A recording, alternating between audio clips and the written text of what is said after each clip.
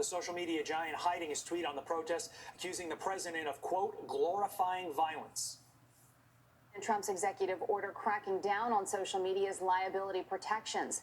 Joining us now to weigh in is senior policy analyst from Independent Women's Forum, Kelsey Bolar. Thanks for joining us this morning. We appreciate it.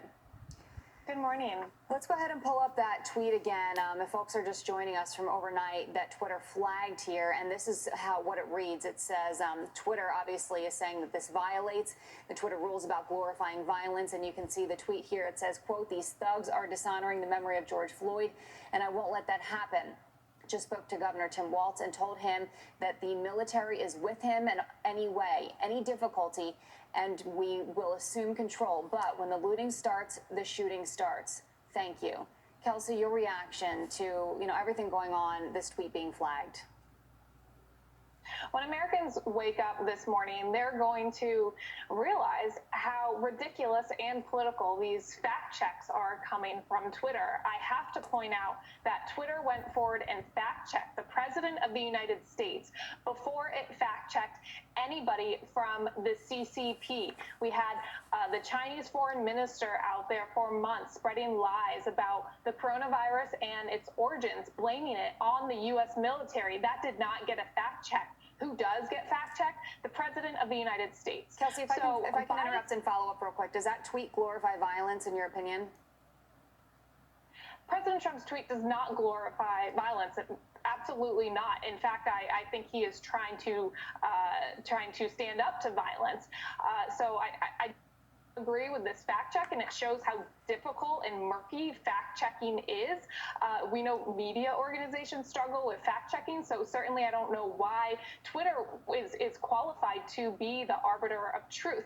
But I would caution conservatives in our response to this not to move forward too quickly to advocate for any sort of government regulation of private businesses.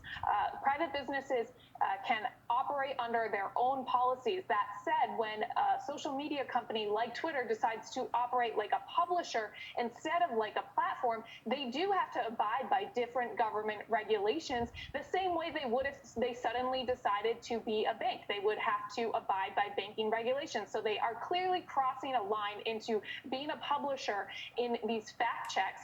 And I do think it warrants some sort of response. I would love Congress to look at this instead of only looking towards executive orders, which ultimately will just turn into political footballs when there are changes in the administrations. Yeah, Kelsey, let's delve a little bit more into that. You expressed concern about the executive order. While you obviously agree with the underlying premise behind it, you say the executive order is rife for problems because a lot of the folks in the government, even in a conservative, quote-unquote, administration, are left-leaning. Why do you say that? So the federal bureaucracy is full of a lot of far-left individuals.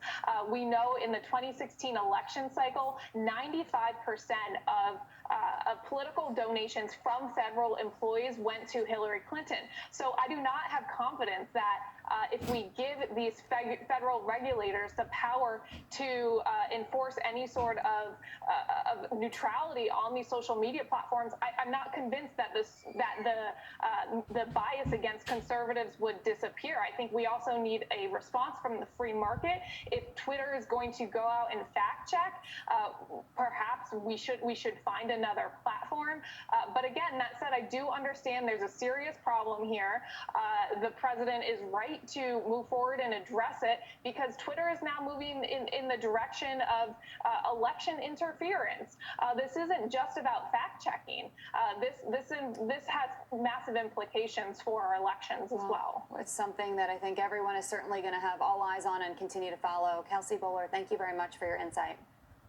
Thank you. Thursday, President Trump signed an executive order directing federal agencies to clarify the scope of a law known as Section 230, which protects internet companies from liability for illegal content posted by users and lets them remove legal but objectionable posts. Critics say the order could be used to punish social media companies for how they monitor content.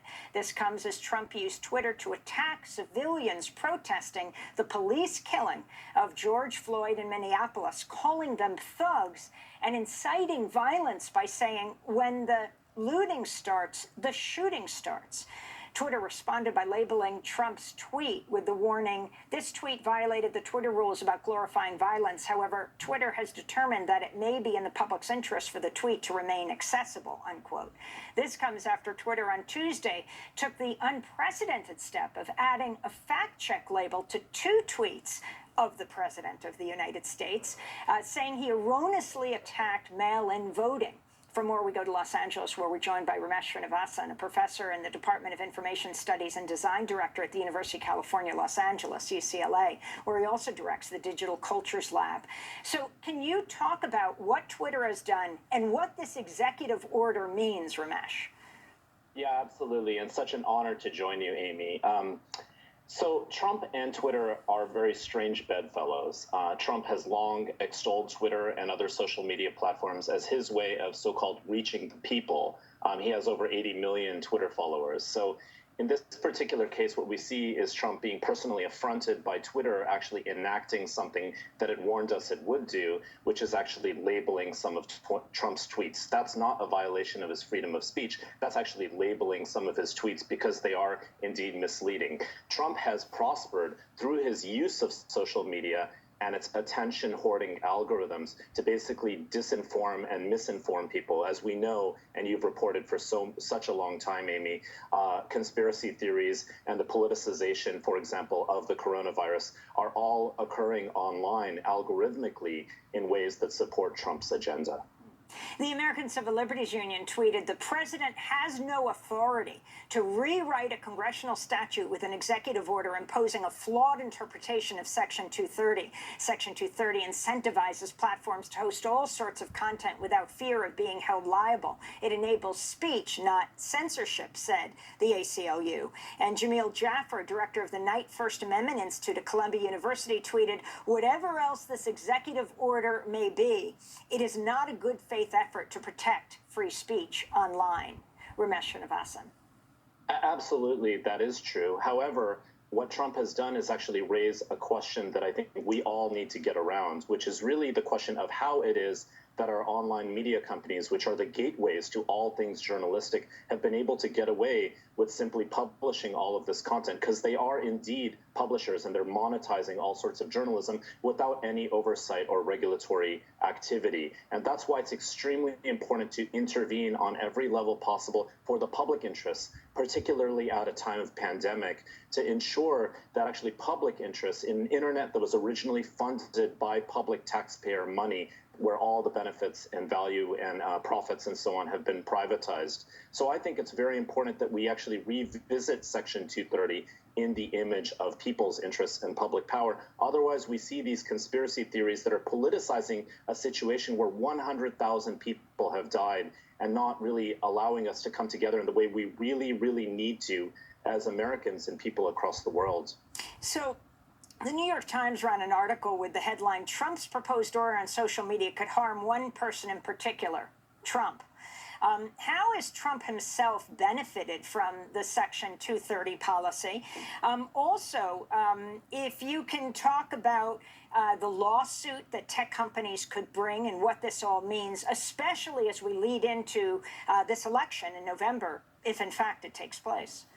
Yeah, these are huge issues that are occurring here. Again and again and again, we see big tech, basically like big pharma and other sorts of corporate initiatives in America, basically make a great amounts of money off of the backs of American public taxpayers and privatize all the profits. And as they engage in their own private and unaccountable abuses, the costs are re-socialized onto all of us. It's why I've called for a digital Bill of Rights. So as we approach toward 2020, it's extremely important we recognize that Trump's entire digital strategy game, you can see it with Brad Parscale as his campaign manager, is going to fundamentally focus on online, specifically on Facebook.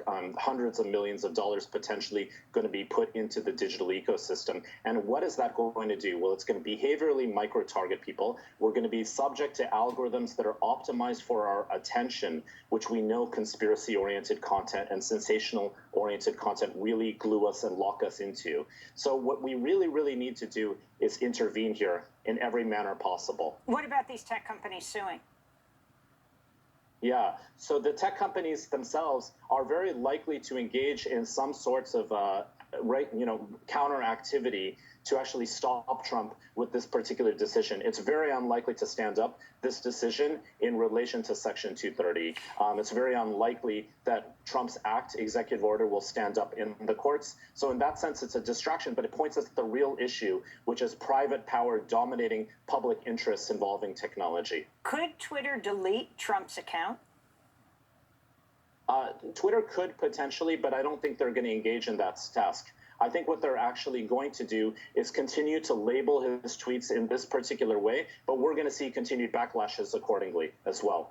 Ramesh Srinivasan, we have to have you back on, but I want to thank you for being with us, professor in the Department of Information Studies, design director at UCLA, the University of California at Los Angeles. That does it for our broadcast.